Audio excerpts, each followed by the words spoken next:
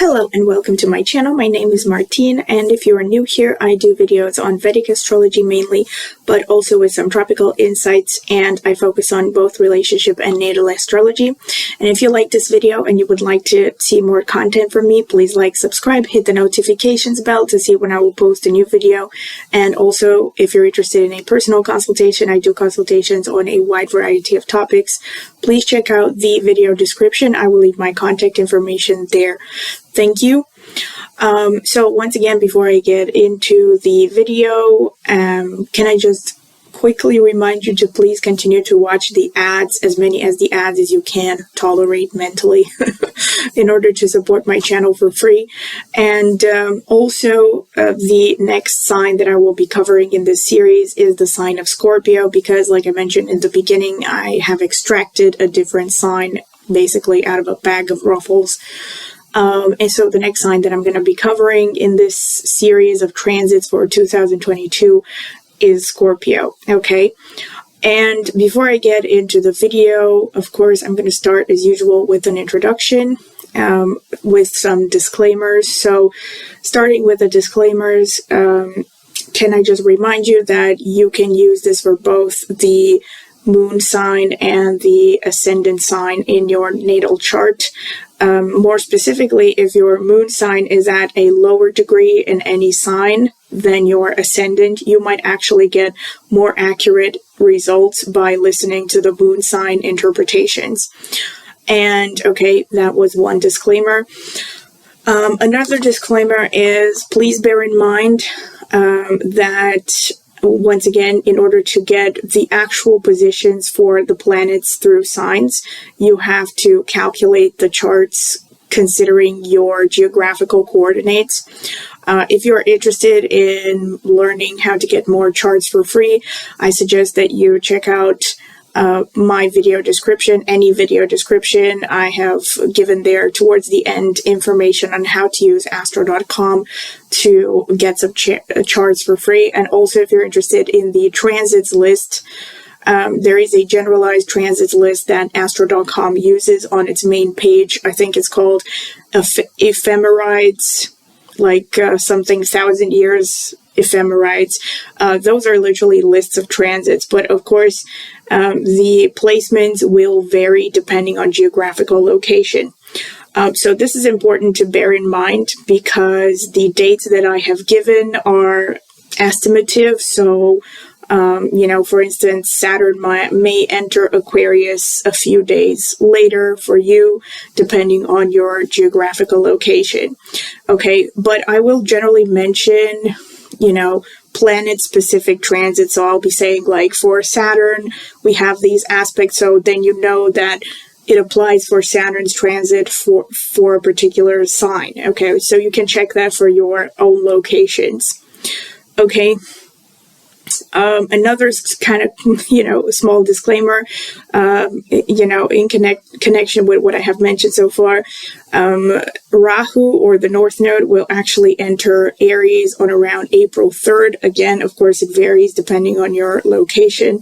But in order to simplify the interpretations, I have left it in Taurus for the entire chart one phase. So you're going to see it there in Taurus, but you have to bear in mind the fact that it's actually going to enter Aries on April 3rd, around April 3rd.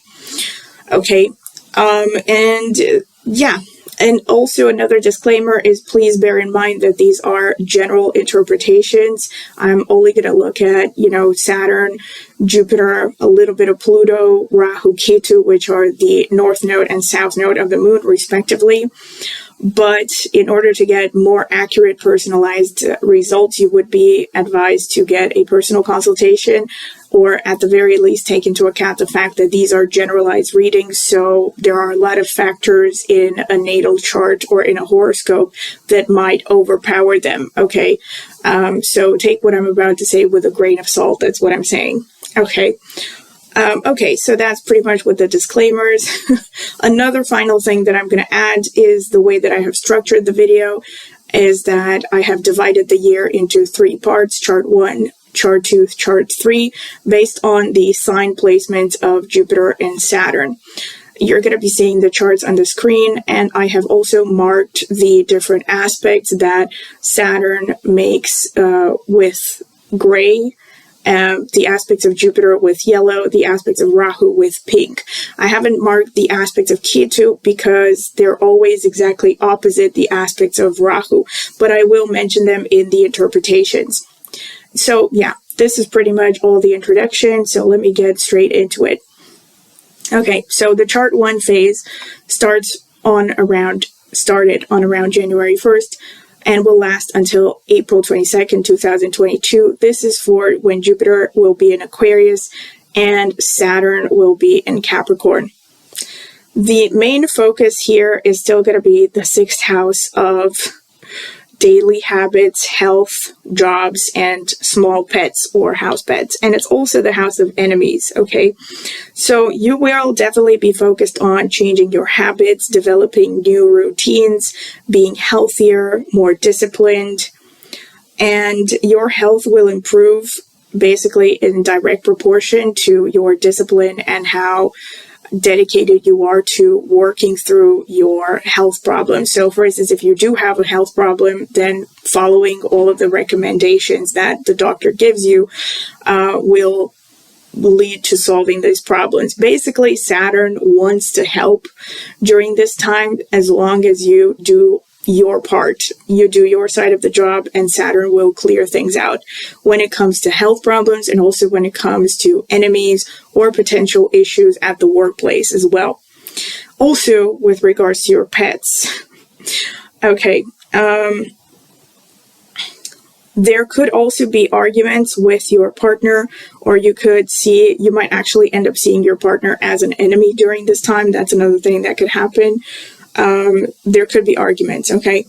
Saturn's aspect on the 8th house shows that you will put a lot of effort into 8th house matters, which include learning, researching, especially areas connected to 8th house, research, fields like psychology, esoteric, occult practices, meditation, and even things like financial investments and time management even. Okay, relationship with the in-laws also, because of this aspect, could be tense and there could be arguments with them as well. Saturn's aspect on the 7th house shows that for the most part, your expenses and losses will be under control. Aspect on the 12th, I think. Wait. I'm pretty sure that I wrote the wrong house here. In any case, Saturn's aspect, on the 7th from itself, on the 12th house, shows that for the most part, your expenses and your losses will be under control during this time, as long as, again, you are careful and you learn to budget. So basically, yes, Saturn is, again, going to help you. The Saturn is basically going to help you as long as you want to help yourself as well. Okay, so yeah, at the very least, there won't be any huge unexpected expenses, most likely, unless you have something negative going on in your chart that is overpowering this aspect, this transit. Any work that you put into creative fields and meditation will pay off in the long run. Saturn's aspect on the 3rd house shows a good time to work on your communication, even things like vocal training, maybe musical lessons if you have been considering doing these things, and also any side hustle or business ideas you might have are going to be particularly favored during this time. So if you focus on them, they will develop. All the Saturn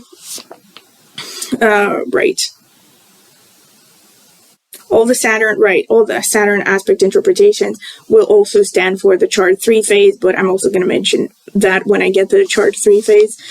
Rahu will be in 10th house. Remember that I said roughly on April 3rd, Rahu will enter Aries, but until then it will stay into your 10th house, aspecting the 2nd and the 6th houses, which shows that you are going to continue to do well in your career, especially if you are active in any Rahu related fields, which means basically anything using the internet, technology, connected to STEM fields, even astronomy, astrology, as well as any esoteric and new age practices. even things like foreign languages or things to do with foreign cultures.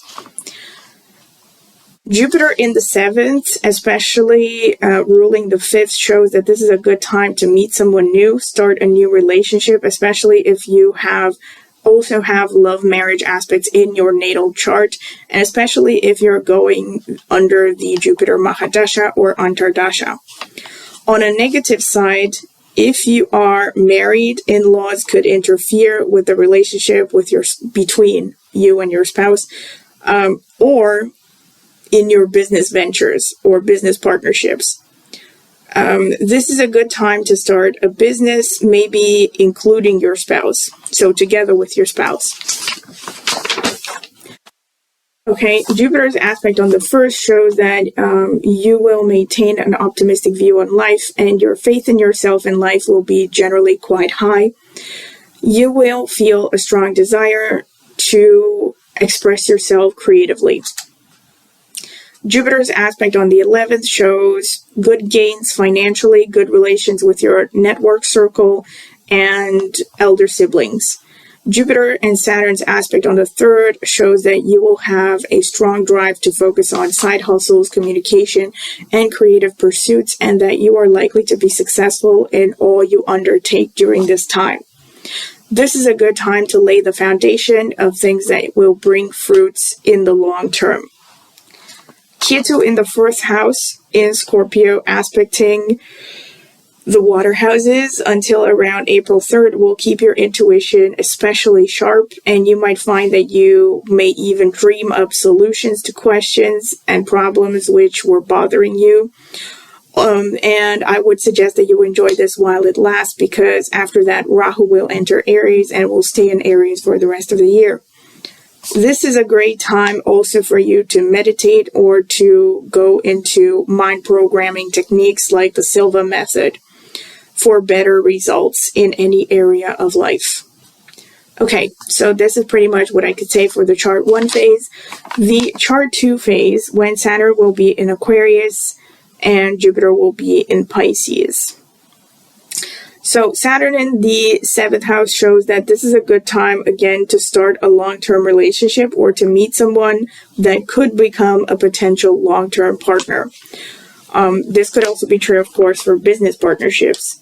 If you already are in a partnership, this will be a time of relative stability in your partnership, but you could also expect duties to become more important than romance in your relationships. And there could also be more quarrels than usual. Rahu's aspect on the 5th house enforces the chance of meeting a new romantic interest, especially a foreigner, and especially if your horoscope already suggests such a partner archetype. And or if you are in the Rahu or Saturn Dasha or Antardasha. Jupiter in the 8th house shows a very good time for financial investments, and also it's a good time for reaping the results of past financial investments. This is also a good time. This is also a time of great development for you if you work in any 8th house related field. So things like research, even detective work, criminology, psychology, engineering, things to do with natural resources, especially renewable resources, and also anything to do with occult activities, like including astrology and tarot. Rahu in the 9th house shows a great desire to acquire new knowledge, especially through the online environment. You will feel the urge to start maybe new study programs, new courses to expand your horizons, and you will also get a strong urge to travel.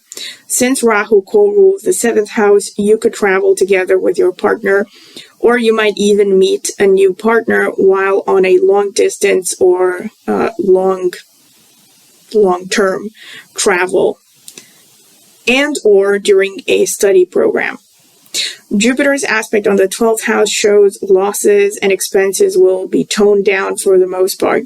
You might, however, incur debt on account of your education, kids, hobbies, and creative activities, or on account of your in-laws, research, or also occult preoccupations, or on account of joint finances. Rahu's aspect on the ascendant and the 5th house shows that you will have a strong desire to change your appearance, and you might even get a strong urge to create, be fun and romantic, and you might even have a stronger urge to have children than usual. Saturn's aspect on the 1st house shows that you will work hard on maintaining or improving your health or appearance. You will most likely start watching your diet and exercising more. Jupiter's aspect on the 2nd and the 4th houses shows good relationships with your family of origin, especially with your mother. And you will also be quite content with your actual physical home. But at the same time, you will start to think about maybe redecorating or renovating some parts of your home to include a touch of your own creative expression. You might also, however, encounter some plumbing or pest-related issues during this time. Ketu in the 3rd house in Libra, aspecting the 7th and 11th houses, and of course this will stay true throughout the entire time when Rahu is in Aries. So Ketu in the 3rd, aspecting the 7th and the 11th, shows that there could be a slightly more distant relationship between you and your siblings, friends, and even your romantic partner at times. Relationships will mostly take a back seat for you throughout this time when Rahu will go through Aries, because you are most likely going to focus a lot of your energy on creativity, creative expression, and ideas. The only relationships, however, that you will enjoy maintaining will be those of your quote-unquote soul family. In other words, people that you feel a spiritual connection with. And of course, these people could be anything. They could be romantic partner, family, etc. But people that you have, you feel like you're on the same spiritual path or on a similar spiritual path. And yeah, that's pretty much what I could say for the chart 2 phase. Moving on to the final phase, chart 3, from July 21st, around July 21st to around the end of the year, December 31st, 2022, when Jupiter will be in Pisces, Saturn will be in Capricorn. So this is basically like a mix between the chart 1 and the chart 2 phase. So everything that I have said before about Jupiter in the chart 2 phase still stands, as well as everything that I mentioned on Saturn in the chart 1 phase still stands during this time. I would also like to add that now that Jupiter is in the 8th with Saturn aspecting, it shows some strong emphasis on 8th house matters more than in the first two phases. Financial management investments will take up a lot of your time and energy. This is also a good time for speculative gains, as well as long-term financial planning and long-term investments. If you are married, it would be good to also get your spouse involved in these issues of financial planning and investments. Rahu and Ketu, the situation for them will be the same as it was in the chart 2 phase. What I can add again is that the 3rd house seems particularly heavy during this time. There could be illness and even death surrounding neighbors, maybe even younger siblings. Short trips and errands might be limited. Your communication style also, and again, this is going to be true for the entire time when Rahu is going through Aries, that your communication style might become a little bit muddled and cause misunderstanding. So you need to be careful with how you communicate and what you share and what you're trying to share. Try to be as clear as possible and don't make the assumption that people can read your mind, basically. So try to be as precise as possible in communication. This is definitely going to be a very good time for business, either to start one or to expand an already existing one or a side hustle. Jupiter's aspect on the 4th, again, shows that you will continue to entertain ideas of transforming your living space and or vehicles. Or your finances can increase so much that you can get your own home or pay off a large portion or even all of your mortgage. if you have been thinking of buying a new property or vehicle, this is a good time to do it. Most likely you will have a good financial situation. Okay, and you could even expect, windfalls during this time. And yeah, this is pretty much it. This is pretty much all that I could say. And once again, if you have enjoyed it, please like, subscribe, hit the notifications bell to see when I'll post a new video. And also, if you're interested in a personal consultation, I do consultations on a wide variety of topics. Please check out the video description. I will leave my contact information there. Thank you,